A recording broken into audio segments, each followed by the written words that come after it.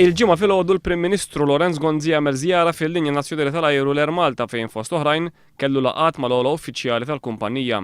Lorenz Gonzi kien akkumpanjat mill-Ministri Mario De Marco u Tonio Fenek u mir-rappreżentant permanenti Malti għall-Unjoni Ewropea Richard Kakija Caruana.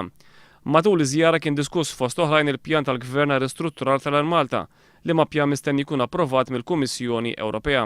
Bil-kontra ta' kif jiġri s-soltu l-mezzi tax-xandir ma kinux mistiedna għal din iż-żjara. Lejlit l-aħħar elezzjoni ġenerali fittra personalizzata illi kien bat il-kull impjegat tal-Air Malta, Lorenz Gonzi kien offrilhom garanzija ta' impjieg. Madankollu fl-aħħar 4 snin, bil-kontra ta' din il-weda, l-Air Malta naqset mijiet ta' impjiegi. Kien bilan li jevita milli jwieġeb mistoqsijiet dwar dan illi jittieħdet id-deċiżjoni li l-mezzi tax-xandir ma jkunux mistiedna għażjara tal-Prim Ministru. Sa dan it-tant One News jinsab informat illi wara l-neħħiet mijiet ta' ħaddiema l-Air Malta reġgħet tiddaħħal ħaddiema minn barra din id-darba l-Ouders.